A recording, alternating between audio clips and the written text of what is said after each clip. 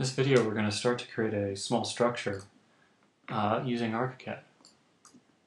First of all, I'm going to be in the Wall tool. I'm going to be in the rectangular geometry method.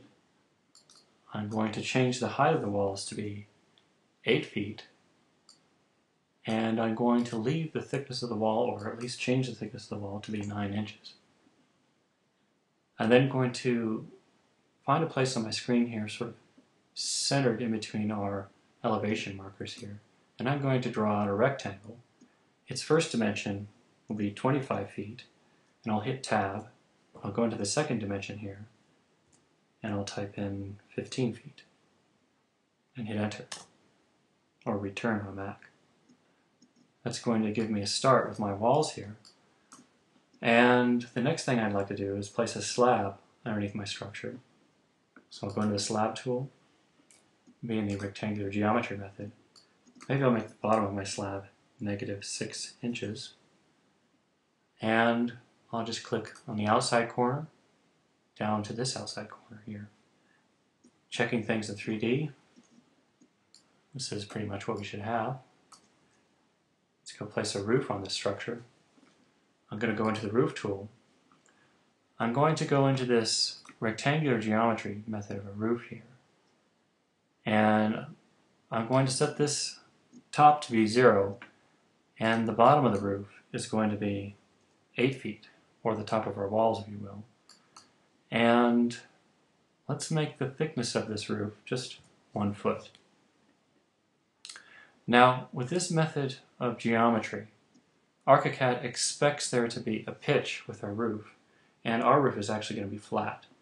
But we sort of have to satisfy ArchiCAD wanting to know which side the roof is going to pitch to, so we need to draw a line in first. So I'm just going to left-click on one corner and draw over to an opposing corner, and left-click again, and then I'm going to click to the inside here. Now what I just did really doesn't matter to what we're doing because our roof is going to be flat. But we do have to satisfy the requirements that ArchiCAD is expecting us to have some kind of pitch on here, even though our angle is set to be 0. I'm then going to left-click on a corner, and then go down to an opposing corner, and left-click again, and that's going to place a roof on top of our house. Check in 3D. We've got our roof here.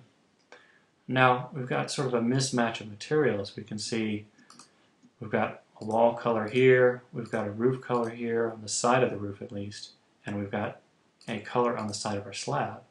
So we can look at our wall here, and if I return back to plan view, and I notice it wants to select the slab. If I want to select the wall here, I can hit the Tab key, and all of a sudden the wall highlights, and I can left click on it. I'll go into the wall settings, and we can see that, see here, the inside, the side with the reference line, on the opposing side of the reference line here, that's what this little arrow is here, is set to default walls interior, and the exterior is set to default walls exterior. So we know we want our color to be default walls exterior. I can return back to our 3D view here, go into the settings for the slab, and we can see here inside the settings of the slab we have the side of the slab here, and I'm going to click on the side of the slab and change that to be default walls exterior, and I'll go down, and you can't see it, let me expand the menus back up. I'm going to click OK, and now you can see our slab is the same color as our walls. Same thing with our roof. We're going to go into the roof settings here. We're going to find the side of the roof here. You can see we're talking about the side of the roof here, and we're going to change that also to be default walls exterior, and I'll click OK. And you can see now we've got at least the color matching on the sides of all of our building elements here.